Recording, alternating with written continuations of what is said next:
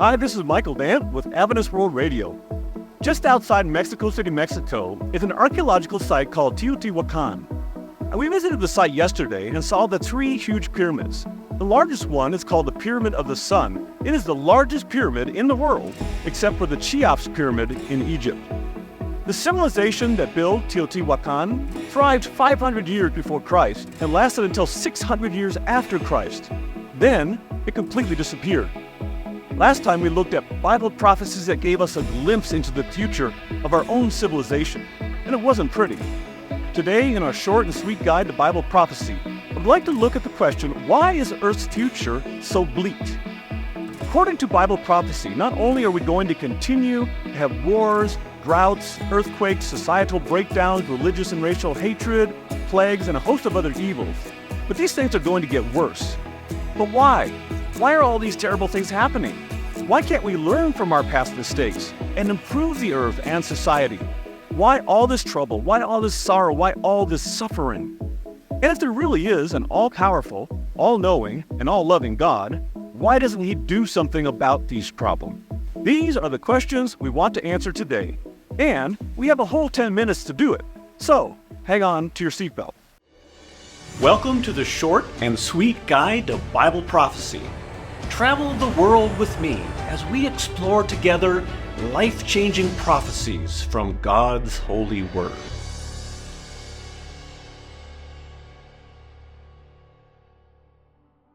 Have you ever wondered where evil comes from? The Bible tells us that a loving God created humanity and gave us this paradise planet.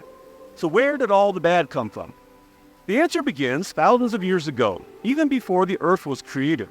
It begins, of all places, in heaven. Human beings are not God's only creation. He created all the beings in the entire universe, including the angels in heaven. And like human beings, angels were created with free wills. This was a risky move on God's part, because it means that we are free to reject Him and to go our own way. But God gladly gave us this freedom of choice in spite of the risks, because only those with such freedom can truly love Him. God is love. His kingdom is based on the principles of love, and He only wants citizens for that kingdom who can love Him freely. So our story begins with one of God's angels. His name was Lucifer. The word Lucifer may sound evil today, but the word actually means light bearer. Lucifer was one of the greatest angels in heaven. In the book of Ezekiel, we get an intriguing look at this amazing being. Son of man, take up a lamentation over the king of Tyre, and say to him, Thus says the Lord God, You had the seal of perfection, full of wisdom and perfect in beauty. You were in Eden, the garden of God. Every precious stone was your covering, the ruby, the topaz, and the diamond, the beryl, the onyx, and the jasper, the lapis lazuli, the turquoise, and the emerald. And the gold, the workmanship of your settings and sockets, was in you. On the day that you were created, they were prepared. You were the anointed cherub who covers, and I placed you there. You were on the holy mountain of God. You walked in the midst of the stones of fire. You were blameless in your ways, from the day you were created until unrighteousness was found in you. Ezekiel 28, 12-15. The prophet Ezekiel, in his announcement of the king of Tyre, describes Lucifer, full of wisdom and perfect in beauty, walking in Eden, covered with every precious stone, the anointed cherub who covers, blameless in all his ways. He must have been an amazing sight to behold.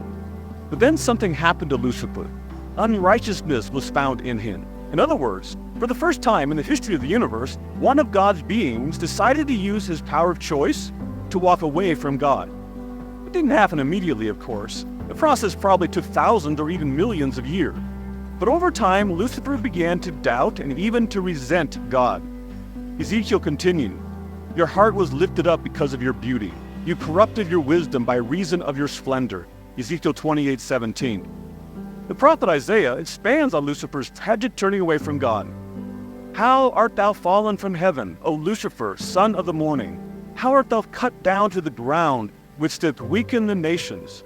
For thou hast said in thine heart, I will ascend into heaven, I will exalt my throne above the stars of God, I will sit also upon the mount of the congregation in the sides of the north.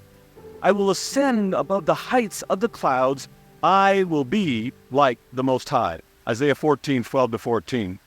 In short, Lucifer became proud and power-hungry. Sounds a lot like some politicians and business leaders we know, doesn't it? And of course this makes sense because it is this fallen angel that is the source of every evil in the world today. How did that happen? Let's find out.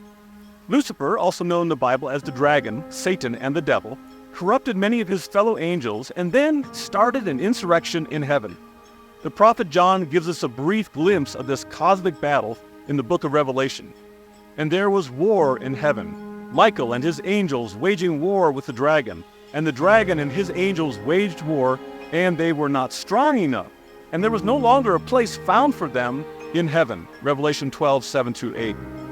Lucifer tried to fight God for the throne of the universe. That didn't work out so well for him, because, well, God is all-powerful. But if God is so powerful, how could there be a war at all? It's like an ant declaring war on you or me. That battle isn't going to last very long. But God is not only all-powerful, He's also all-knowing and all-loving. God had given Lucifer and the angels free wills, and they must be allowed to use that free will without fear.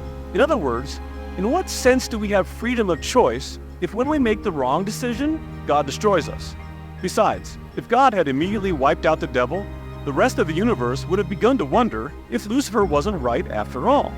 How much trust and respect do we give governments today that imprison, torture, and kill anyone who speaks out against them? So God had to deal with the problem the wise, loving, much more difficult way. We saw that because of this war in heaven, there was no longer a place found for the devil and his evil forces in heaven. So, where did they go? That is where, unfortunately, the earth comes in. Revelation declares that the great dragon was thrown down, the serpent of old who is called the devil and Satan, who deceives the whole world. He was thrown down to the earth, and his angels were thrown down with him.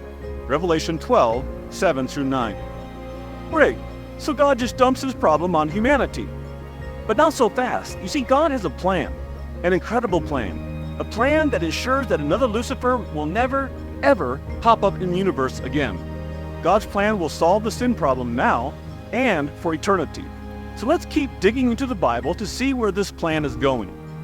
When the devil came to earth shortly after Adam and Eve were created, he did not initially have free reign to wreak havoc on the world. God restricted him to just one area in the Garden of Eden, specifically the tree of the knowledge of good and evil. Then the Lord strenuously warned Adam and Eve to stay away from that tree, telling them that if they even touched it, they would die. God did everything he could to protect Adam and Eve, but he didn't take away their power of choice. The Bible tells us that one day Eve wandered near the tree of the knowledge of good and evil and saw an amazing spectacle. The devil, disguised as a beautiful winged snake, began to speak to her. Let's pick up the story in Genesis. And the serpent said to the woman, "You surely shall not die, for God knows that in the day that you eat from it, your eyes will be opened and you will be like God, knowing good and evil." Genesis 3:4-5. You may know the rest of the story. Eve believed the devil's lies and ate the fruit, and Adam joined her. That is how evil and death entered our world. That tree was a testing tree. It was the original Pandora's box that when opened could not be closed again. On that day, Adam and Eve became mortal and they began to die. And through their bad choice, they flung open the door to this world for the devil and his angel. They came in, and through them, death and sorrow and destruction flooded the earth. Interestingly, the civilization that built Teotihuacan worshipped a god called Quetzalcoatl. And just like the serpent in Eden, their god was shaped like a flying snake. In fact, the word Quetzalcoatl means feathered serpent. I took this picture of a statue of Quetzalcoatl near Teotihuacan. Notice the feathers near the head of the statue. Could it be that these poor, misguided people actually worshipped the enemy of this world? Very possibly, especially since their worship included sacrificing human beings. The devil certainly is the enemy of this world, but God has a plan. Yes, there is a war raging all around us. Yes, evil will continue to plague this earth, and it will get even worse just before God sets up his kingdom here. But the good news of this battle between good and evil is that God wins. That's right, God wins. The entire universe will see that the Lucifer was wrong. He claimed to be equal with God. He claimed he could do a better job than God in running the universe. He claimed that God was unfair and unloving. But in the end, all the universe will see, without a shadow of a doubt, that Lucifer was wrong, spectacularly wrong. Never again will anyone in God's universe ever make that mistake again. We will all be able to say with confidence, been there, done that, got the t-shirt, never want to do it again. You and I, whether we realize it or not, are caught up in this war between good and evil. The devil is seeking to destroy forever the souls of men, women, and children. There are many casualties in this conflict, but you and I don't need to be among them. Next time, we will look at God's rescue plan. In your contemplation of the Bible this week, take a quick trip to the book of Genesis, the first book in the Bible, and read the story of the creation and the fall of mankind in the first 3 chapters. Then go back to the Gospels, Matthew, Mark, Luke, and John, in the New Testament to read more about Jesus, God's solution to this whole mess. May the Lord richly bless you and your family this week and give you victory in life's daily battles between good and evil.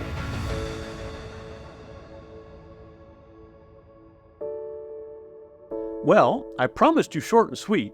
That was a lot of information in a short amount of time, and you probably have questions, comments, or prayer requests. If so, just text them to the number on your screen. At the same time, ask for your free Points to Ponder handout for this video as well. To continue exploring God's Word with me, just click the next episode button. And thank you for watching this short and sweet guide to Bible prophecy series. May the Lord richly bless you today.